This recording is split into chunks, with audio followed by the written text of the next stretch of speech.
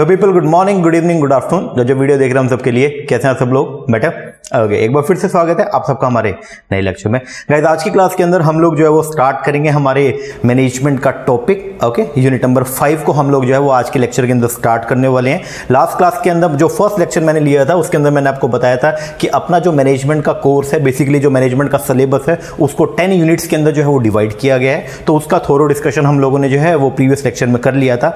आज से हम लोग जो है वो स्टार्ट कर रहे हैं हमारा पूरा कोर्स। ओके, और इसमें जो फर्स्ट क्लास आ रही है वो है यूनिट नंबर 5 से। लास्ट क्लास में मैंने आपको बताया भी था कि जो सबसे टिपिकल, मेरे अकॉर्डिंग जो सबसे टिपिकल लगती है unit, that is the unit number 5, जिसके अंदर आपका सिक्योरिटी एंड फाइनेंशियल मैनेजमेंट का टॉपिक है। ओके, तो इसको करेंगे हम लोग सबसे पहले। जो मुश्किल चीजें उनको पहले कर लेंगे ताकि आगे उनकी रिवीजन के लिए अपने को टाइम मिल जाए, क्योंकि अगर आसान चीज पहले कर ली वो तो वैसे भी इजी थी, उसको मैं बारी बारी रिवाइज करके कर क्या लूंगा, जो चीज मुझे आती है। तो जो चीज मुझे नहीं आती उसको पहले करो ताकि आगे रिवीजन के अंदर आपको जो है उसका प्रॉपर टाइम मिल जाए। ओके, तो अभी हम लोग जो है वो स्टार्ट करें यूनिट नंबर 5, जिसका नाम है security and financial management. Okay ji sir, तो इसका सबसे पहला टॉपिक जो है that is the value and return. ये वैल्यू एंड रिटर्न जो है ये क्या मालूम, ये है आपका हेडिंग। और इस हेडिंग के अंदर जो है वो टोटल मिला के 3 टॉपिक आपके आ रहे हैं। एक तो है टीवीएम या टाइम प्रेफरेंस ऑफ मनी या टाइम वैल्यू ऑफ मनी, एक है valuation of bond and share, और एक है आपका रिस्क एंड रिटर्न। तो सबसे पहले हम लोग जो है वो शुरुआत कर रहे हैं किससे, टाइम प्रेफरेंस ऑफ मनी से, तो कि मनी का जो टाइम वैल्यू है उसके उस टॉपिक से हम लोग जो है उसकी शुरुआत कर रहे हैं। तो 2 लेक्चर हम इसके ऊपर जो है वो लगाने वाले हैं टाइम प्रेफरेंस फॉर मनी पे, ठीक है। एक में हम इसका आज के लेक्चर में पूरा का पूरा कॉन्सेप्ट जो है टीवीएम वो समझेंगे कि टीवीएम हम पढ़ते क्यों है बेसिकली, और फिर नेक्स्ट लेक्चर के अंदर हम लोग पढ़ेंगे इसकी दोनों टेक्निक, जो टाइम वैल्यू ऑफ मनी को निकालने की जो दो टेक्निक को हम बेसिकली यूज करते हैं। One is a discounting, another one is a compounding. तो 2 लेक्चर के अंदर ये पूरा टॉपिक जो है वो खत्म हो जाएगा। ओके जी सर, तो आइए शुरुआत करते हैं हमारे टॉपिक को। टॉपिक का नाम जो है that is the time preference for money, या इसी को बोलते हैं TVM, time value of money. कि मनी की जो है वो क्या है, कुछ टाइम वैल्यू है, मतलब वक्त के, मतलब मनी के अंदर जो है वो एक टाइम वैल्यू होती है कि आज का जो रुपया है वो कल के रुपए के बराबर नहीं होता है। एक बात ध्यान रखिएगा, उसके पीछे का रीजन है क्योंकि इंटरेस्ट रेट या इन्फ्लेशन अपना रोल जो है वो क्या करता है, प्ले करता है। इस पूरे कॉन्सेप्ट को समझने के लिए मैं आपको थोड़ा बैकग्राउंड में लेके जाता हूं। आप लोगों ने ग्रेजुएशन के टाइम पे फाइनेंशियल मैनेजमेंट पढ़ा होगा, और फाइनेंशियल मैनेजमेंट के अंदर आप लोगों ने पढ़ा होगा कि एक फर्म का ऑब्जेक्टिव क्या होता है। अब जल्दी बताओ, आप बताइए एक फर्म का ऑब्जेक्टिव क्या होता है। सर अगर हम बात करते हैं फर्म के ऑब्जेक्टिव के बारे में, तो जनरली कई सारे ऑब्जेक्टिव हो सकते हैं फर्म के, लाइक प्रॉफिट मैक्सिमाइजेशन, ठीक है, लाइक सेल्स मैक्सिमाइजेशन जो बॉमल ने दिया था। लेकिन उन सब के अंदर सबसे मेन जो ऑब्जेक्टिव पड़ता है एक फर्म का, जो वो है वेल्थ मैक्सिमाइजेशन। तो फर्म को अपना उस ऑब्जेक्टिव को क्या करना होता है, पूरा करना होता है। जैसे मान लो किसी भी कंपनी की बात करता हूं, तो कंपनी के अंदर पैसा लगाने वाला कौन पर्सन है, जो ओनर ग्रुप है वो है शेयर होल्डर, और जो काम करने वाला ग्रुप है वो कौन है, वो मैनेजरियल स्टाफ होता है, जो जिसको बेसिकली आप बोर्ड बोलते हो। हाँ जी जी सर, तो काम करने वाले बंदे जो हैं वो अलग हैं, पैसा लगाने वाले बंदे जो हैं वो अलग, मतलब मालिक अलग है, और कंपनी को रन करने वाला जो बोर्ड है वो क्या है, अलग है। तो यहां पे जो बोर्ड है, जो बोर्ड ऑफ डायरेक्टर है, वो काम जो करते हैं, मतलब कंपनी को रन इस तरीके से करते हैं कि कंपनी के अंदर पैसा लगाने वाले जो लोग हैं उनकी वेल्थ जो है वो क्या हो, मैक्सिमाइज हो, मतलब उनका जो मार्केट वैल्यू ऑफ शेयर है वो क्या हो, बढ़े। और वेल्थ को मैक्सिमाइज करने के लिए जो कंपनी के मैनेजर्स हैं उनको बहुत सारे जो है वो क्या लेने पड़ते हैं, डिसीजन लेने होते हैं। जब वो डिसीजन ले रहे होते हैं तो उस टाइम पे उनके सामने बहुत सारे अल्टरनेट होते हैं। उन अल्टरनेट में से उनको बेस्ट को क्या करना होता है, सिलेक्ट करना होता है। जब कई सारे अल्टरनेट में से बेस्ट अल्टरनेट को अगर आपने क्या करना है, सिलेक्शन करना है, तो उसको सिलेक्ट करने के लिए आप क्या करते हो, वेरियस अल्टरनेटिव में कंपैरिजन करते हो। जब आप कंपैरिजन करते हो तो वहां पे एक कॉन्सेप्ट जो है वो जनरेट होता है जिसको बोलते हैं टाइम प्रेफरेंस फॉर मनी या time value of money. Okay जी, मैंने चार्ट के फॉर्म में इसको लिखा, वो मैं आपको बता देता हूं एक बार कि वो बेसिकली जो है वो है क्या। आइए हम देखते हैं इसको पहले। इसकी वजह से ना मैं जो पीडीएफ है वो मैं अपने टेलीग्राम के ऊपर डाल दूंगा, तो मोहित शर्मा क्लासेस के नाम से हमारे टेलीग्राम पे चैनल है, तो वहां पे ये पीडीएफ मिल जाएगा। वैसे जब हम कोर्स लॉन्च करेंगे तो आपको हार्ड कॉपी के अंदर ये सब चीजें मिलेंगी। ओके, तो अभी फिलहाल जो है वो एक हफ्ते के बाद हम कोर्स को लॉन्चिंग करेंगे, तो तब तक आपको कंटेंट मैटर कैसा प्रोवाइड हम लोग करवाएंगे, तो उसका एक डेमो के तौर पर जो है हम ये कंटेंट डाल देंगे यूट्यूब उस पर टेलीग्राम पे। तो आप वहां पर देख के अंदाजा लगा सकते हैं कि हम जो आपको कोर्स प्रोवाइड करवाएंगे उसके अंदर जो स्टडी मैटर आपको देंगे वो किस तरीके का होगा। बहुत ही बेहतर स्टडी मटेरियल हमने बनाया। अगर मैं खुद इस यूनिट की बात करता हूँ, यूनिट नंबर 5 की, तो इस यूनिट के स्टडी मेट को तैयार करने में मैंने 4 बुक्स की जो है वो हेल्प ली है। आई एम पांडे हमने इसमें करी है, आरपी रुस्तागी जो है उसकी हेल्प हमने इसमें ली है, MY खान जो है उसकी हमने इसके अंदर जो है वो हेल्प ली है, और जो आपका फाइनेंशियल मैनेजमेंट की हमारे सीए के अंदर एक बुक चलती है, ठीक है, आदित्य जैन, उसकी भी हमने इसके अंदर जो है वो क्या ली है, हेल्प ली है। तो आपको कहीं भी इधर उधर जो है वो घूमने की जरूरत नहीं है।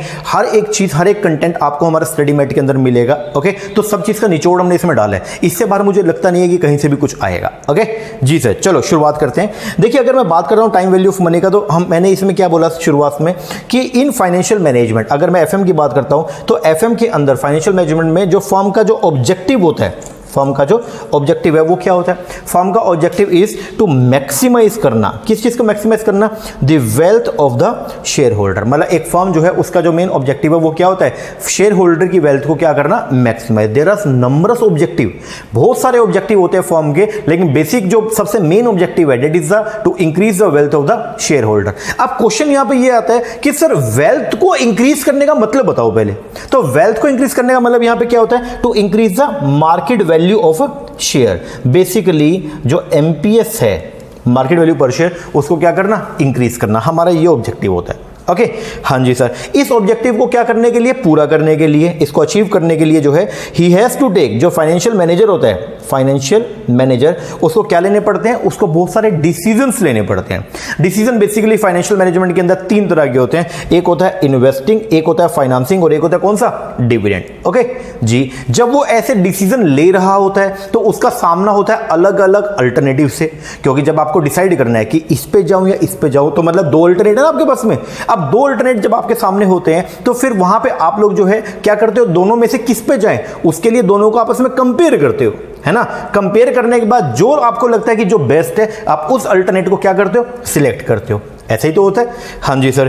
तो यहां पे जब वो डिसीजन ले रहा होता है तो उसका सामना होता है वेरियस अल्टरनेटिव से। ओके, और ये जो वेरियस अल्टरनेटिव होते हैं वहां पे आप क्या करते हो? जो अलग अलग अल्टरनेट हैं तो उनको आप आपस में क्या करते हो? कंपेयर करते हो, एक दूसरे के साथ क्या करते हो? कंपेयर। और कंपेयर करके देखते हो कि कहां पे पैसा लगाना चाहिए या फिर किस जगह पे अपने को जाना चाहिए, प्रोडक्ट ए पे जाना चाहिए या प्रोडक्ट बी पे जाना चाहिए। जैसे मैंने एग्जांपल यहां पे लिया, आपके सामने, आपके पास में कुछ फंडिंग पड़ी थी और आपको ये सोचना था कि मैं किस मशीन के अंदर पैसा लगाऊं, whether I go for machine A और whether I go for machine B. अब ए पे जाऊं या बी पे जाऊं, किस पे जाऊं? किस पे जाऊं? जाने के लिए मतलब किसी दोनों में से किसी एक को सिलेक्ट करने के लिए मैं क्या करूंगा? मैं दोनों मशीन को आपस में क्या करूंगा? कंपेयर करूंगा। और कंपेयर करने के बाद मैं देखूंगा जहां पे मुझे बेनिफिट ज्यादा मिलेगा उस ऑप्शन को जो है मैं क्या कर लूंगा? सिलेक्ट कर लूंगा। तो मैंने यहां पे लिखा कि मशीन ए पे जाए या बी पे। लेकिन जब मैं उनको आपस में क्या करने लगा, जब मैं उनको कंपेयर करने लगा, तो क्या ऐसा हो सकता है कि दोनों की कॉस्ट सेम ना हो? बोलो, क्या दोनों डिफर हो सकती है इन फॉर्म ऑफ कॉस्ट? हो सकता है सर। क्या पता मशीन ए 1 लाख की और मशीन बी 1,20,000 की हो, तो जो कंपैरिजन पॉसिबल नहीं है। क्या ऐसा हो सकता है कि उनकी लाइफ में फर्क हो? मशीन ए 5 साल चले, मशीन बी 9 साल चले, हो सकता है। क्या उनके स्क्रैप वैल्यू है उसमें भी फर्क हो? मशीन ए जब स्क्रैप लास्ट में जब उसका इकोनॉमिक लाइफ खत्म हो जाएगी तो वो 20,000 में बिकेगी, जबकि मशीन बी जो है इकोनॉमिक लाइफ खत्म होने के बाद 50,000 में बिके। क्या ऐसा हो सकता है कि उनकी रिपेयर वैल्यू में फर्क है? हाँ जी। और क्या ऐसा हो सकता है कि जो कैश फ्लो अराइज हो रहे हैं उनके टाइमिंग में भी फर्क है? हाँ जी। क्या ऐसा हो सकता है कि मशीन ए जो है वो पहले साल 10,000 कमा के दे, दूसरे साल 20 और तीसरे साल 30? हो सकता है। हाँ जी। और क्या ऐसा हो सकता है कि मशीन बी जो है, मशीन बी वो पहले साल 30 कमा के दे, फिर 20 और फिर 10? हो सकता है। हाँ जी। चाहे दोनों ने 60-60 हजार कमा के दिया, लेकिन क्या टाइमिंग में फर्क आ गया? नहीं आ गया। ये 10, यहां पे मशीन ए शुरुआत में कितना कमा के दे रही है? सिर्फ 10, जबकि मशीन बी शुरू में कितना कमा के दे रही है? 30 कमा के दे रही है। ये बात समझ में आ रही है? तो मतलब क्या इस तरीके का दोनों के अंदर फर्क हो सकता है? हो सकता है। अब ये जो फर्क आ गया, इस फर्क को दूर करने के लिए, बोले तो कंपेयर को पॉसिबल करने के लिए, हम लोग जो है वो एक फैक्टर को लेके चलते हैं जिसको बोलते हैं टीवीएम। तो मैंने लिखा भी है। क्या ऐसा हो सकता है कि machine A gives lower but early return? ये भी पॉसिबल है, और ये भी हो सकता है कि machine B gives higher return but at later stage, दोनों चीज पॉसिबल है। तो the series of cash flow are not comparable, ये सीरीज ऑफ कैश फ्लो जो है वो आपस में कंपेरेबल नहीं है, क्योंकि आप इनको आपस में कंपेयर नहीं कर सकते हो, क्योंकि एक में कैश फ्लो पहले हो रहे हैं और एक में बाद में हो रहे हैं। तो इनके पीछे का रीजन जो है वो ये है कि आज का जो 1 रुपया है वो कल के 1 रुपए के बराबर नहीं होगा। समझिएगा, 1 rupee of the time period 1 is not comparable with the 1 rupee of some other time period. अब एक बात बताइए आप खुद सोच के, जब आप स्कूल में जाते थे, स्कूल आपका जब स्कूलिंग हुई, मान लीजिए 1997 की अगर मैं बात करता हूं, एक एग्जांपल लेके चलता हूं, ठीक है, 1997 या 1998 के दौरान जो है जब आप स्कूल में गए, या फिर मान लीजिए 2010 में आप स्कूल में जाते थे और आपको जो है वो कुछ जेब खर्ची मिलती थी, और जो जेब खर्ची आपको मिलती थी, एग्जांपल के तौर पे मान लो आपको 10 रुपया मिलता था 2010 में, ठीक है, उस 10 रुपए में आप क्या क्या चीजें परचेज कर सकते थे, एक तो वो चीज ध्यान रखें, ठीक है, मतलब मनी की जो परचेजिंग पावर थी वो क्या थी। और अब आ गया 2021, अगर 2021 में भी आपको सेम वही 10 रुपया दिया जाए तो क्या उसमें भी आप उतना ही सामान परचेज कर सकते हो जितना आप 2010 में कर सकते थे? बोलो। नहीं सर, अब तो महंगाई बढ़ गई है या नहीं है? और महंगाई बढ़ने की वजह से जो है वो पैसे का जो परचेजिंग पावर है वो क्या हो गया, कम हो गया है। तो इसलिए बोलते हैं कि कंपैरिजन जो है वो पॉसिबल नहीं हो सकता। आज का 1 रुपया और कल का 1 रुपया दोनों बराबर नहीं है, दोनों बराबर नहीं है। क्यों? Due to inflation. तो इसीलिए जो है हमको आपस में क्या करना है, कंपेयर करना है। उनको कंपेरेबल करने के लिए या कंपैरिजन को पॉसिबल करने के लिए हम लोग इंटरेस्ट फैक्टर को यहां पे कंसीडर करते हैं, और इसी इंटरेस्ट फैक्टर को बोलते हैं टीवीएम। तो मैंने लिखा भी है, टू मेक देम कंपेरेबल, उनको आपस में क्या करने के लिए, कंपेरेबल करने के लिए we introduce a concept interest factor. हमने एक कॉन्सेप्ट को इंट्रोड्यूस किया जिसको बोलते हैं हम लोग क्या, इंटरेस्ट फैक्टर, और इसी इंटरेस्ट फैक्टर को बोलते हैं हम लोग क्या, TVM, time value of money या time preference of money. Okay ji sir. अब एक बात समझिएगा, आज का 1 रुपया और फ्यूचर का 1 रुपया क्या दोनों बराबर है क्या? आप खुद समझिएगा। मतलब एक तो मैं आपको एक ऑप्शन देता हूं, मैं बोलता हूं आज 1 लाख रुपए ले लो मुझसे। आज बोले तो आज की डेट जो है वो है क्या, 10 अगस्त 2021। मैं बोल रहा हूं 10 अगस्त 2021 को ना आप मुझसे काम करो, 1 लाख रुपए ले लो। एक तो ये ऑप्शन है, और एक दूसरा ऑप्शन देता हूं कि आप ना आज नहीं, आप मुझसे 10 अगस्त 2022 को 1 लाख रुपए ले लेना। आप बताओ आप कौन से ऑप्शन पे जाओगे, खुद सोच के बोलिएगा। एक तो मैं आपको ये ऑप्शन दे रहा हूं कि आज मुझसे ले लो कितना, 1 लाख, और एक है कि आप मुझसे कब लेना, अगले साल कितना पैसा ले लेना, 1 लाख। तो बताइए आप कौन से ऑप्शन पे जाने वाले हो? सर बट नेचुरल है, हम आज वाले पे जाएंगे। आज हमको 1 लाख रुपए मिल रहा है, हम इसी के ऊपर जाएंगे। क्यों जाओगे? सर देखो फ्यूचर में भी कितना मिल रहा है, 1 लाख मिल रहा है, आज भी कितना मिल रहा है, 1 लाख। अब नुकसान क्या क्या है अगर मैं फ्यूचर पे जाता हूं? पहला तो अनसर्टेनिटी, क्या पता मिले क्या पता ना मिले, पहला। दूसरा इन्फ्लेशन, और तीसरा यहां पे मैं लॉस ऑफ अपॉर्चुनिटी कर बैठूंगा। अगर आज मुझे 1 लाख रुपए मिलेगा तो क्या आज उस 1 लाख रुपए को मैं कहीं ना कहीं इन्वेस्ट कर दूंगा? Yes sir. और क्या उस इन्वेस्टमेंट के ऊपर कुछ ना कुछ रिटर्न कमा लूंगा? Yes sir. और अगर मान लो वो मुझे फ्यूचर में मिलेगा तो क्या वो रिटर्न जो मिलनी थी इन्वेस्टमेंट पे, क्या मेरी लॉस हो गई, नहीं हो गई? Yes sir. जैसे एक एग्जांपल के तौर पे यही 1 लाख रुपए अगर मुझे आज मिलता तो क्या इसको मैं इन्वेस्ट करता? जी। मान लो इसको मैं 10% पे इन्वेस्ट कर दिया तो मुझे कितनी कमाई हुई पूरे साल में? 10,000। तो 1 साल के बाद में यहां पे मेरी अमाउंट कितनी बढ़ जाती है, पूरा प्रिंसिपल अमाउंट बढ़ गया कितना, 1,10,000। और जबकि यहां पे 1 साल के बाद कितना मिल रहा है, वही 1 लाख मिल रहा है। तो क्या अगर मैं फ्यूचर पे जाता हूं तो क्या मुझे 10,000 रुपए का लॉस हो गया, नहीं हो गया? ये बताओ बस पहले। हाँ जी सर, हो गया। तो क्या आज का 1 रुपया और कल का 1 रुपया दोनों बराबर है क्या? नहीं सर, दोनों बराबर नहीं है। उसके पीछे के रीजन है, लोग आज के पैसे को तवज्जो क्यों देते हैं फ्यूचर के मुकाबले में, उसके पीछे के बहुत सारे फैक्टर हैं। लाइक अनसर्टेनिटी, ये सबसे बड़ा फैक्टर है कि फ्यूचर जो वो अनसर्टेन है, पता नहीं क्या हो। दूसरा, री इन्वेस्टमेंट अपॉर्चुनिटी लूज कर जाओगे। अगर आपको वो पैसा आज मिलता तो आप आज उस पैसे को इन्वेस्ट कर देते तो कुछ ना कुछ आपको जो है वो क्या मिलता, उसके ऊपर रिटर्न मिलता, तो आपका जो अमाउंट है वो एक्यूमुलेट होकर बढ़ जाता। बट वही पैसा अगर आपको फ्यूचर में मिलेगा तो क्या वो री इन्वेस्टमेंट की जो अपॉर्चुनिटी है क्या आपकी लूज हो गई या नहीं होगी?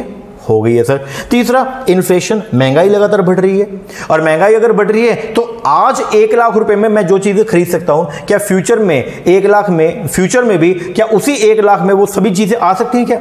नहीं सर, महंगाई बढ़ेगी तो चीजों के रेट महंगे होंगे, तो 1 लाख रुपए में वो सब चीजें मैं परचेज नहीं कर पाऊंगा। तो इन रीजंस की वजह से इंसान जो है वो क्या करता है, वो प्रेजेंट को, जो करंट मनी है उसको तवज्जो देता है किसके मुकाबले में, फ्यूचर के मुकाबले में। मतलब आप प्रेजेंट को क्या दे रहे हो, बोलो, प्रेजेंट को सर हम प्रेफरेंस दे रहे हैं, किसके मुकाबले में, फ्यूचर मनी के बारे में।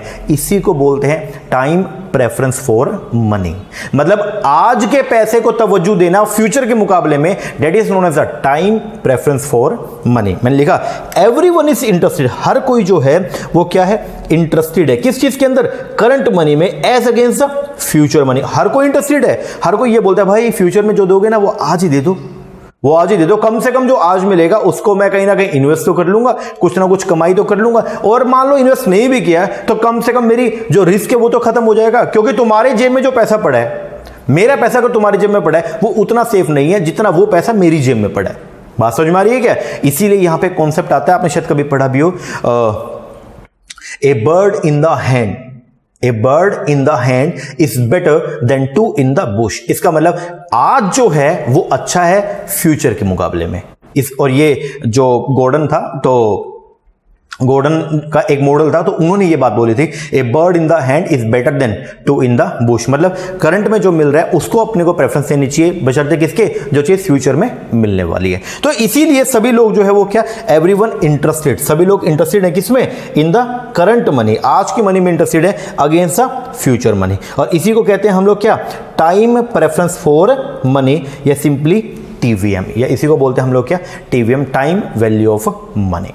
ये बात समझ में आ रही है, बोलो जी सर। तो कोई अगर सिंपली पूछ ले what is the meaning of time preference for money, तो आप क्या बोलोगे कि आज के पैसे को क्या देना, प्रेफरेंस देना फ्यूचर के मुकाबले में, that is known as the time preference for money, या इसी को बोलते हैं टाइम वैल्यू ऑफ मनी। ये बात समझ में आ रही है क्या? जी सर। आइए अब हम इसका थ्योरेटिकल सॉरी, अब इसका थ्योरेटिकल पोर्शन जो है वो कवर करते हैं। देखिए टाइम प्रेफरेंस फॉर मनी की बात हो रही है, बोलता है in order to achieve the objective achieve करने के लिए फाइनेंशियल मैनेजमेंट के द मैक्सिमाइजेशन, और ऑब्जेक्टिव क्या, that is the maximization of the wealth of the shareholder, the finance manager has to take various decision. Finance manager को बहुत सारे decision लेने पड़ते हैं। डिसीजन कौन कौन से हैं, लाइक इन्वेस्टमेंट हो गया, फाइनेंसिंग हो गया, डिविडेंड हो गया, ये सब। It involve evaluation of the various alternate series of the cash flow occurring over time. Example, finance manager is evaluate proposal off replace an existing machine, जो आज मशीन है उसको वो रिप्लेस करने की सोच रहे हैं बाय एक नई मशीन से, फॉर विच, और नई मशीन के अपने पास कितने ऑप्शन है, 3 ऑप्शन है, मशीन ए, मशीन बी, मशीन सी। मतलब आज की मशीन को अगर मैं रिप्लेस करता हूं उसकी जगह पे मैं कोई नई मशीन लाऊंगा, और वो नई मशीन को लाने के मेरे पास 3 ऑप्शन है, 3 में से कोई भी मशीन मैं ला सकता हूं, ठीक है। अब जब मैं नई मशीन पे जाऊंगा तो मैं उनको तीनों नई मशीन को आपस में क्या करूंगा, कंपेयर करूंगा। दीज 3 मशीन में डिफर हो सकता है कि वो अलग लोगो for one another in respect of cost के मुकाबले में, लाइफ के मुकाबले में, scrap value, annual benefits, repair, maintenance etcetera. The finance manager while making a comparative study, जब फाइनेंस मैनेजर इन तीनों मशीन के अंदर क्या करेगा, कंपैरेटिव स्टडी करेगा ऑफ दीज ऑप्शन, इट में find that the cash flow, तो उसको ऐसी चीजें उसके सामने आएंगी कि कैश फ्लो जो है are different not only in quantum. Quantum का मतलब जो है वो क्या, अमाउंट में। ऐसा नहीं है कि कैश फ्लो सिर्फ अमाउंट में अलग अलग है, but also with respect to the time, बल्कि टाइमिंग में भी क्या है, अलग है। किसी मशीन में तो कोई पैसा पहले साल लग रहा है, किसी मशीन में वही पैसा तीसरे साल लग रहा है, तो फर्क आ गया ना, आ गया नहीं आ गया जी। अमाउंट में तो नेचुरल बात है कैश फ्लो अलग हो सकता है, बट टाइमिंग में भी जो है वो कैश फ्लो क्या है, अलग अलग है। One machine may give lower but early return, while the other may give higher return but at the later stage. One machine may be less costly while other may be costlier. These series of cash inflow and the cash outflow arising out of the decision are not comparable. तो ये जो decision cash flows हैं ये आपस में comparable नहीं है। The simple reason जो है being that 1 rupee of time period 1 is not comparable with the 1 rupee of some other time period. However, 1 rupee of the different time period may be made comparable by introducing the interest factor. लेकिन उनको interest factor के concept को लाके उनको आपस में comparable बनाया जा सकता है। This interest factor is one of the crucial and exclusive concept of the theory of finance, और इसी concept को बोलते हैं TVM, time value of money. Okay? Ji sir. अब कॉन्सेप्ट जो है वो क्या बोलते हैं, आइए। The concept of the TVM refer to that fact of the fact that the money receive today, जो पैसा मिला कब, आज, इज डिफरेंट, वो अलग है किससे, of its worth from the money receivable at some other time in future. मतलब आज का पैसा जो है वो बराबर नहीं है किसके, फ्यूचर के पैसे के। In other words the same principle can be stated as that the money receivable in future is less valuable. Future में जो पैसा मिलना है वो कम वैल्यूएबल है किसके, प्रेजेंट के मुकाबले। जैसे ये 10,000 आज के और ये 10,000 फ्यूचर के, ये तो है प्रेजेंट के और ये फ्यूचर के। बताओ कौन सी वैल्यू ज्यादा?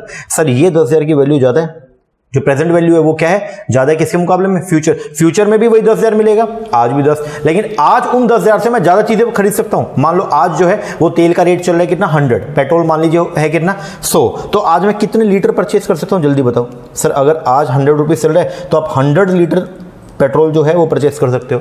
और अगर एक साल के बाद मान लो एग्जांपल के तौर पे यही पेट्रोल का रेट जो है वो हो गया 200 रुपए, ओके, तो बताइए इस 10,000 में आप कितने परचेस कर सकते हो फ्यूचर में? सर सिर्फ 50 लीटर है या नहीं है, बोलो जी। तो क्या इस चीज को देखते हुए क्या आप ये बोल सकते हो कि प्रेजेंट वैल्यू जो होती है उसी अमाउंट की वो हमेशा ज्यादा होती है किसके मुकाबले में, फ्यूचर। माना फ्यूचर में वही 1 लाख रुपया ही मिलेगा, आज भी 1 लाख मिल रहा है, फ्यूचर में भी 1 लाख मिलेगा, वही 2-2 के 50 नोट आज मिलेंगे, वही 2-2 के 50 नोट फ्यूचर में मिलेंगे। बट फर्क है जो आज 2-2 के 50 नोट मिल रहे हैं उनके अंदर मैं ज्यादा सामान परचेज कर सकता हूं इन कंपैरिजन टू फ्यूचर में मिलने वाले 2-2 के 50 नोट। ये बात समझ में आ रही है क्या? तो इसीलिए बोलते हैं कि प्रेजेंट वैल्यू जो है सेम अमाउंट की वो ज्यादा है किसके मुकाबले में, जो फ्यूचर अमाउंट होती है। ओके जी सर, आइए तो इंग्लिश प्रोवर्ब है एक, वो क्या है, ए बर्ड इन हैंड, जो चीज आज हाथ में है, इज वर्थ वो ज्यादा है किससे, 2 इन द बुश। मतलब एक पंछी जो आपके हाथ में है उसकी वैल्यू ज्यादा है जो 2 फंसे हुए हैं पिंजरे के अंदर या फिर झाड़ियों में। मतलब झाड़ी में 2 पंछी फंसे हुए हैं, आपको ये लग रहा है कि मैं उन दोनों को पकड़ लूंगा, और एक आपके हाथ में, तो कौन सी चीज बड़ी है, जो आज हाथ में है वो चीज बड़ी है। तो इसलिए बोलते हैं ए बर्ड इन हैंड, जो आज चीज हाथ में है वो ज्यादा है जो फ्यूचर के मुकाबले में। आगे, it possibly give the correct implication of the concept of TVM. Every individual और द फर्म, हर एक इंडिविजुअल या फर्म जो है वो डेफिनेटली हैज ए प्रेफरेंस, तो वो हमेशा प्रेफरेंस देती है टू द किसको, to receive money today against the money receivable tomorrow. मतलब हर कंपनी जो है वो क्या करती है, आज जो उसको पैसा मिल रहा है उसको वो प्रेफरेंस देती है किसके मुकाबले में, फ्यूचर में मिलने वाले पैसे के मुकाबले में। For example, if an individual is given an option, अगर एक इंडिविजुअल को एक ऑप्शन दिया गया कि आप आज ले लो कितना रुपया, 1000 रुपया, और to receive the same amount after 1 year, या फिर लेना कब, फ्यूचर में लेना, he will definitely choose to receive the amount today. वो हमेशा आज को सिलेक्ट करेगा। क्यों? The obvious reason for this preference for receiving the money today is that the rupee receive today has a higher value, क्योंकि आज जो 1000 रुपए मिल रहा है उसकी वैल्यू ज्यादा है than the rupee receivable in future. This preference, और ये जो प्रेफरेंस है कि आप आज मिलने वाले पैसे को तवज्जो दे रहे हो, that preference is known as the time preference for money. इसको बोलते हैं टाइम प्रेफरेंस फॉर मनी या simply TVM, time value of money. Okay ji sir, this concept of TVM is applicable in equal strength to the individual as well as to the business firm. In case of most of the decisions, particularly those taken by the firm, the financial implication, इनका हर decision का जो financial implication है may occur over a period of time and quite often over a long period of time, even up to 10 years or more. Therefore, TVM becomes an important consideration for any financial decision. तो main बात ये है कि TVM हमारे लिए बहुत important है। जब कभी भी हम कोई भी फाइनेंशियल डिसीजन लेते हैं तो उसको लेने से पहले हम लोग जो है वो टाइम वैल्यू ऑफ मनी को हमेशा कंसीडर करते हैं। अब क्वेश्चन ये है कि हर कोई जो है वो आज को प्रेफरेंस क्यों दे रहा है? हर कोई जो है मतलब आज 1 लाख रुपए मिलेगा और फ्यूचर में भी 1 लाख मिलेगा, तो हर कोई आज पे क्यों जाता है? उसके पीछे के रीजन क्या? तो कुछ 3 रीजन है वो यहां पे दिया हुआ है। सबसे पहला, व्हाई देयर, क्वेश्चन जो है वो ये है, why there is a time preference for money, why every person has a preference to receive money now and gives the current money a higher value। मतलब आप आज कोई तवज्जो क्यों देते हैं? उसके पीछे कुछ रीजन है। सबसे पहला रीजन है फ्यूचर अनसर्टेनिटी। आज तो आप सर्टेन हो कि आपको 1 लाख रुपए अभी मिल रहा है, और एक ये बोलते हैं कि फ्यूचर में देंगे आपको 1 लाख, तो बताइए कौन सी चीज ज्यादा सिक्योर है? कहां पे आप सर्टेन हो? सर आज हम सर्टेन है फ्यूचर के अंदर 1 लाख मिलेगा, क्या पता ना मिले। तो इसीलिए वो जो रिस्क फैक्टर है आपका अनसर्टेनिटी, उसको मिटिगेट करने के लिए आप आज को प्रेफरेंस देते हो। तो बोलते हैं one of the reason for preference of the current money is that there is a certainty कि क्या है, सर्टेनिटी है about it, whereas the future money has an uncertainty, जबकि फ्यूचर में मिलने वाला पैसा जो है वो कैसा है, अनसर्टेन नेचर का है। There may be an apprehension that the other party may become insolvent और अनट्रेसेबल। तो एक एप्रीहेंशन रहती है, एक हमारे मन में जो है वो एक हमेशा संशय बना रहेगा कि क्या पता फ्यूचर के अंदर वो पार्टी इंसॉल्वेंट ना हो जाए। अगर वो पार्टी इंसॉल्वेंट होगी, दिवालिया हो गई, तो मेरा तो 1 लाख डूब गया, या अगर वो पार्टी भाग गई कहीं पे, अनट्रेसेबल हो गई, जिसको मैं ट्रेस ही नहीं कर पा रहा हूं कि वो है कहां पे, तो भी क्या मेरा 1 लाख रुपए डूब गया? हाँ जी, डूब गया। तो इसीलिए अनसर्टेनिटी को मिटिगेट करने के लिए हम आज मिलने वाले पैसे को तवज्जो ज्यादा देते हैं। Second reason behind this is preference for the present consumption. एक तो आपको ये बोला जाए जो पैसा आपको आज मिलेगा तो आप आज ही खर्च कर सकते हो, और जबकि कोई फ्यूचर मिलेगा तो फ्यूचर में खर्च करना पड़ेगा, और फ्यूचर में वो ना मिला तो वो खर्चा तो मेरा रह गया। तो हर कोई जो है वो प्रेफर करता है कि आज वो कंजम्पशन कर ले। Beside certainty every person also has a preference for present consumption.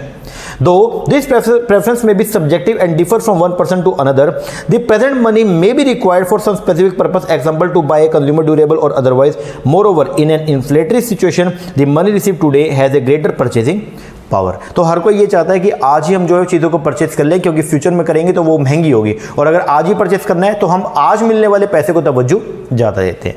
और तीसरा क्या, री इन्वेस्टमेंट अपॉर्चुनिटी. ये तो आपको मैंने बेसिक से बताया भी, अगर आज पैसा मिलेगा तो उसको मैं फ्यूचर में इन्वेस्ट भी कर सकता हूँ, और अगर फ्यूचर मिलेगा तो इन्वेस्टमेंट क्या करूंगा, तो अगर आज मिला उसको इन्वेस्ट कर दिया, उसके ऊपर कुछ ना कुछ कमाई करी है, तो वो कमाई क्या मेरी लॉस हो सकती है अगर वो पैसा मेरे को फ्यूचर में मिले?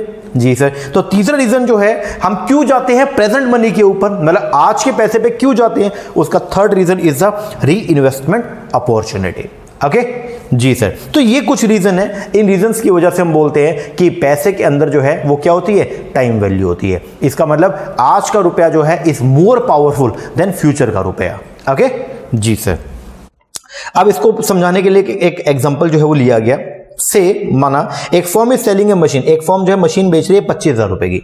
मान लीजिए कोई भी फर्म है, ठीक है, ये मोहित शर्मा क्लासेस जो है वो कोई मशीन बेच रही है 25,000 की. हमने ऑक्शन लगवाई, हमने बोला जी 25,000 रुपये हमारा रेट है, तो आप अगर चाहें तो आप खरीद सकते हैं. तो मेरे पास में एक ऑफर आया, एक बायर आया, और वो बायर आके उसने ऑफर दिया कि जी मैं आपकी मशीन को परचेज करता हूँ. पहला ऑप्शन तो ये है कि आप मुझसे 25,000 रुपये ले लो अभी, और दूसरा ऑप्शन ये है आप मुझसे 25,000 रुपये लेना 1 साल के बाद. आप बताइए एज ए लेमैन के तौर पे आप किस ऑप्शन पे जाने वाले हो?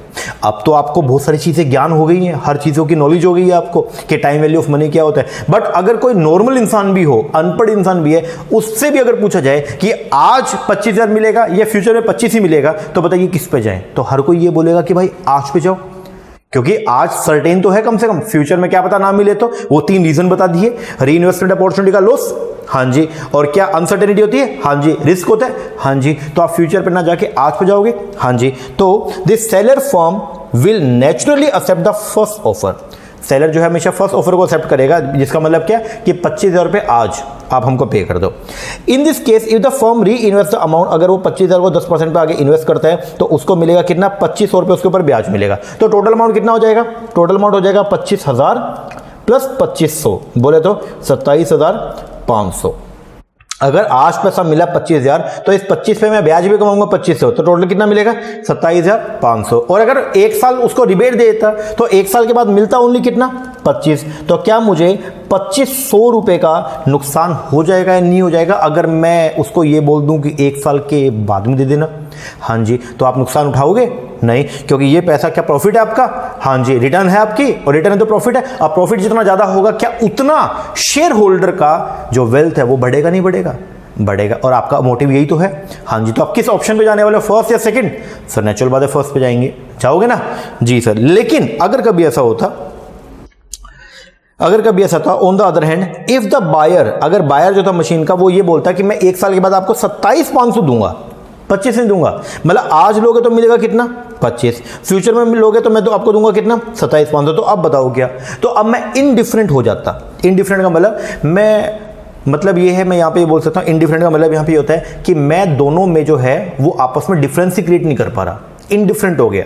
क्योंकि आज अगर मिलेगा 25, इसको इन्वेस्ट करूंगा मिलेगा 2500, तो भी ये हो जाएगा कितना, 27,500 1 साल के बाद. और यहां पे भी 1 साल के बाद कितना मिले, 27,500. तो अब मैं किसी भी ऑप्शन के ऊपर जो है वो जा सकता हूं. ये बात समझ में आ रही है जी सर। तो इस सिचुएशन में क्या होगा, the firm will be having 27,500 after 1 year, इधर चाहे वो आज 25 लेके उसको रीइन्वेस्ट कर ले और चाहे वो सीधा 27,500 जो है वो 1 साल के बाद ले ले। दिस इंटरेस्ट अमाउंट, ये जो इंटरेस्ट अमाउंट है कितना 2500 का, इसी को बोलते हैं टीवीएम, पैसे की टाइम वैल्यू। ये बात समझ में आ रही है क्या जी sir. In other words the TVM is the rate, TVM जो है वो एक ऐसा रेट ऑफ रिटर्न है which an investor can earn, जिसको एक इन्वेस्टर कमाएगा by reinvesting its present money, अपने प्रेजेंट मनी को आगे री इन्वेस्ट करके हम जो पैसा कमाएंगे उसको बोलते हैं हम लोग क्या, TVM. This rate of return can also be express as a required rate of return to make equal the worth of the money of the two different period. और ये वो अमाउंट होता है जो दो अलग अलग पीरियड के अमाउंट को जो है वो क्या करता है, बराबर करता है। मतलब आज का जो रुपया है और फ्यूचर के रुपए को बराबर करता है, उसको बोलते हैं क्या, टीवीएम। ये वो रेट ऑफ रिटर्न होता है जो आज के पैसे और फ्यूचर के पैसे को बराबर करता है। TVM is a crucial significance, उसकी बहुत ज्यादा हमारे लिए इंपॉर्टेंस है to any financial manager and become important and vital consideration while making financial decision. The concept of the TVM help in converting the different rupee amount arising at the different point of time into equivalent value of the particular point of time. These equivalent value, ये जो equivalent value है ये दो तरह की होती है, एक होती है आपकी फ्यूचर वैल्यू और एक होती है कौन सी, प्रेजेंट वैल्यू। अब इसके बाद थोड़ी सी चर्चा करेंगे। द फ्यूचर वैल्यू ऑफ ए सम में बी डिफाइंड, फ्यूचर वैल्यू का मतलब क्या, it is the value of that amount if it was made at some time in future। Example, 1000 रुपया डिपॉजिट किया बैंक में, किया 1 साल के लिए, उसके ऊपर मुझे 10% जो है वो क्या मिला, इंटरेस्ट। तो बताइए 1 साल में मुझे क्या मिलेगा सर, 1 साल के बाद आपको मिलेगा 1100। 1000 रुपये तो मेरा प्रिंसिपल, 100 रुपये मेरा interest. This 1100 is my future value and this 1000 is my present value. ये बात समझ में आ रही है। तो ये क्या है, इफ 1000 रुपए को डिपॉजिट किया बैंक अकाउंट के अंदर एट 10% पे for period of 1 year, this deposit of ₹1000 will become 1100। ये 1000 जो है वो 1100 हो जाएगा after 1 year inclusive of interest, interest के साथ में। Okay, this 1100 is a future value, ये 1100 जो है वो फ्यूचर वैल्यू किसकी, उस 1000 रुपए की, 1000 रुपए at 10% interest after 1 year. On the other hand present value क्या होती है, present value of the future money may be defined as the value of that money if it was receive today. मतलब कि फ्यूचर में तो मिलेगा 1100, तो आज वो मिलेगा वो किसके बराबर होगा सर, फ्यूचर का 1100 आज के 1000 रुपए के बराबर है। तो आज का जो 1000 रुपया है वो फ्यूचर के 1100 की क्या है, प्रेजेंट वैल्यू है।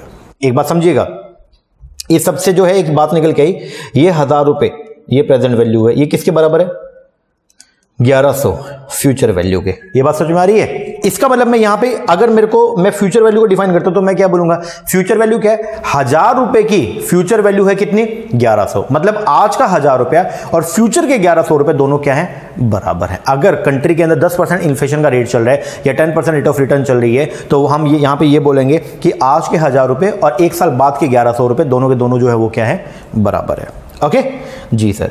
इस रिलेशनशिप को, the relationship between the present value and the future value arise because of the existence of the interest rate. ये प्रेजेंट वैल्यू फ्यूचर वैल्यू को क्यों लेके आया, क्योंकि इंटरेस्ट रेट है। अगर इंटरेस्ट रेट का सिस्टम ना होता, बोले तो बेसिकली अगर इन्फ्लेशन वाला फंडा ना होता तो हम कभी भी फ्यूचर वैल्यू प्रेजेंट वैल्यू को कंसीडर ना करते, क्योंकि आज भी वही है, कल भी वही होगा। आज भी पेट्रोल का रेट 100 है, अगर इन्फ्लेशन ना होता तो कल भी पेट्रोल का रेट कितना रहेगा, 100 ही रहेगा। तो वहां पे कभी भी फ्यूचर वैल्यू का या प्रेजेंट वैल्यू का कॉन्सेप्ट ना आता। इस बात को ध्यान रखिएगा। हम फ्यूचर वैल्यू या प्रेजेंट वैल्यू के कॉन्सेप्ट को क्यों पढ़ते हैं, उसके पीछे का रीजन है क्योंकि कंट्री के अंदर है इन्फ्लेशन। इन्फ्लेशन जो है वो अफेक्ट करता है किसको, इंटरेस्ट रेट को। इसीलिए हम फ्यूचर वैल्यू और प्रेजेंट वैल्यू के कॉन्सेप्ट को पढ़ते हैं। अगर ये कॉन्सेप्ट ना होता, बोले तो कंट्री के अंदर अगर इन्फ्लेशन वाली स्थिति ना होती, जो आज रेट है वही रेट अगर फ्यूचर में होता, महंगा, इन्फ्लेशन का मतलब क्या, महंगाई। आज पेट्रोल का रेट कितना, 100 रुपए, कल क्या पता 200 हो जाए। तो ये कॉन्सेप्ट है, इन्फ्लेशन है, महंगाई है, इसीलिए हम पढ़ रहे हैं किसको, बोलो, इसलिए हम प्रेजेंट वैल्यू और फ्यूचर वैल्यू में डिफरेंस क्रिएट कर रहे हैं। अगर ये चीज ना होती तो दोनों के अंदर डिफरेंस ना होता। ओके, तो अब इन दोनों को कंपैरेबल करने के लिए हम दो टेक्निक को पढ़ते हैं। एक होती है आपकी कंपाउंडिंग और एक होती है कौन सी, डिस्काउंटिंग। इसमें लिखा भी हुआ है the relationship between the present value and the future value arise because of the existence of the interest rate and the time gap. The interest rate and the time gap between the present money and the future money in fact tie the present value and the future value together. वो उन दोनों को एक साथ लेके आएगा in a mathematical relationship as follow. अब इसका फॉर्मूला जो है वो क्या होता है, ये ध्यान रखिएगा. फ्यूचर वैल्यू अगर आपको निकालनी हो, अब ये बताओ फ्यूचर वैल्यू जो है वो क्या होगी, प्रेजेंट में कुछ चीज ऐड होगी तो वो फ्यूचर वैल्यू बनेगी.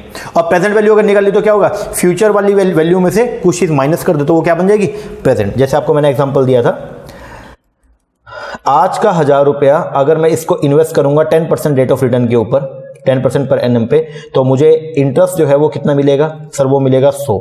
तो बाद में मेरा जो प्रिंसिपल वैल्यू है, बोले तो मेरी जो फ्यूचर वैल्यू है वो क्या निकल के आएगी, वो आएगी सर 1000 प्लस में 100, बोले तो कितनी 1100. ओके, तो अगर आपको फ्यूचर वैल्यू निकालनी है तो फ्यूचर वैल्यू कैसे निकलेगी, प्रेजेंट वैल्यू में कुछ ना कुछ चीज को ऐड करके. और अगर आपको प्रेजेंट वैल्यू निकालनी है तो वो कैसे निकलेगी, फ्यूचर वैल्यू में से कुछ ना कुछ चीज को माइनस करके. तो फ्यूचर वैल्यू का फॉर्मूला थोड़ा ध्यान रखिएगा, वो क्या होती है, future value is equal to present value into 1 plus rate की पावर n. मतलब फ्यूचर वैल्यू जो है वो किसके बराबर होगी, present value into 1 plus r की पावर n. जैसे अगर मैं इसी की निकालता हूं, फ्यूचर वैल्यू निकालनी है, प्रेजेंट वैल्यू कितनी है 1000 रुपए, 1 plus r rate of return कितना है 10, n नंबर ऑफ ईयर कितने हैं 1 साल. तो कैसे निकलेगा, 1000 इंटू में 1.1 किसके बराबर आ गया 1100. ये मेरी क्या निकल गई है, फ्यूचर वैल्यू निकल गई. हाँ जी. और अगर इसके वजह से प्रेजेंट वैल्यू निकालनी है तो प्रेजेंट वैल्यू कैसे निकलती है सर, प्रेजेंट वैल्यू का फॉर्मूला जल्दी बोलो, present value is equal to future value upon में 1 प्लस r की पावर n. तो अब बताओ एक बार, फ्यूचर वैल्यू थी कितनी 1100 अपॉन 1 प्लस r कितना है 10%, ये हो गया. तो ये कितना आ गया 1100 अपॉन में 1.10 is equal to 1000. Okay ji sir, ये है फॉर्मूला प्रेजेंट वैल्यू और फ्यूचर वैल्यू को निकालने का, जो आपको एग्जाम के लिए करके जाना है. वैसे तो मुझे लगता नहीं कि प्रैक्टिकल क्वेश्चन यहां से पुटअप होगा, बट अगर आ गया, बोले कि बताओ ये एक सम है इसकी प्रेजेंट वैल्यू निकालो, या ये एक सम है इसकी फ्यूचर वैल्यू निकालो, तो कैसे निकालोगे, सिंपल सा फॉर्मूला क्या बोलो मेरे साथ में, प्रेजेंट वैल्यू का फॉर्मूला बोलो पहले सर, पहले फ्यूचर वैल्यू का बोलेंगे, चलो बोलो. Future value is equal to present value into 1 plus r की पावर n. मतलब प्रेजेंट वैल्यू में कुछ ना कुछ चीज ऐड ऑन होगी, प्रेजेंट वैल्यू में कुछ ना कुछ चीज ऐड ऑन होगी.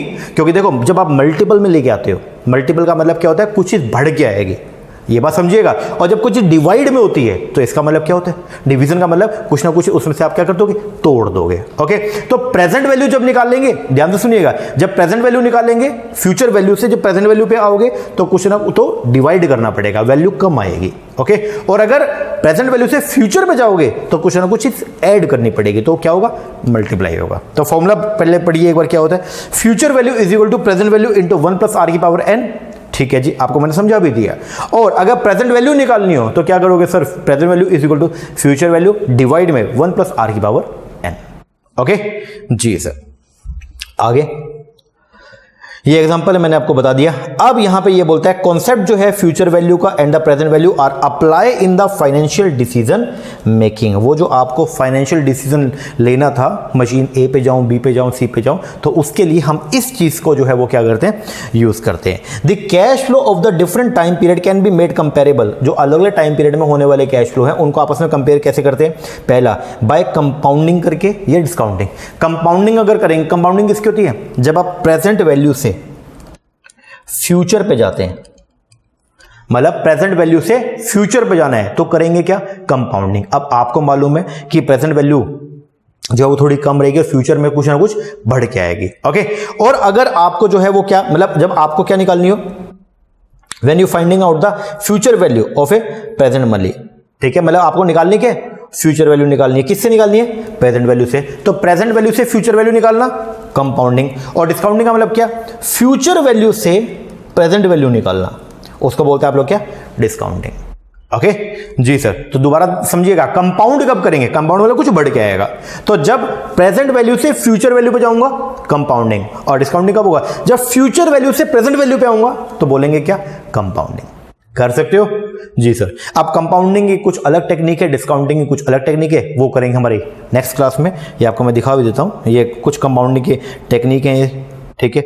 फिर इसके बाद में आएगा कुछ आपके डिस्काउंटिंग की टेक्निक है, ये सब हम जो है वो नेक्स्ट क्लास के अंदर करेंगे। अभी के लिए आज जो आपको मैंने समझाया that is the time value of money, तो उसको मैंने सिंपल से वे में आपको यहाँ पे समझाने की कोशिश करी है कि जब भी फाइनेंशियल मैनेजर उसको डिसीजन लेने होते हैं तो वो जो है वो क्या करता है, टाइम वैल्यू को जो है हमेशा कंसिडर करके चलता है, क्योंकि आज का रुपया और फ्यूचर में मिलने वाला रुपया दोनों कंपेरेबल नहीं है। तो दोनों को कंपेरेबल करने के लिए हम हमेशा टाइम वैल्यू ऑफ मनी को जो है कंसिडर करते हैं। और time preference of money, time value of money बात एक ही है। तो टाइम प्रेफरेंस ऑफ मनी को अगर आप डिफाइन करें तो आप क्या बोलेंगे कि आज का रुपया जो है उसको हम हमेशा प्रेफरेंस देते हैं किसके मुकाबले में, फ्यूचर में मिलने वाले पैसे के मुकाबले में। तो आज अगर 1 रुपया मिलेगा और फ्यूचर में 1 रुपया मिलेगा तो आप कहां जाओगे, सर आज के 1 रुपये पे जाएंगे, क्योंकि वहां पे हमारी अनसर्टेनिटी खत्म हो जाती है। Okay ji sir, I hope आपको चीजें समझ में आई होंगी। तो आज का ये लेक्चर हुआ अपना कंप्लीट, जिसके अंदर हम लोगों ने जो है टीवीएम का बेसिक कॉन्सेप्ट किया।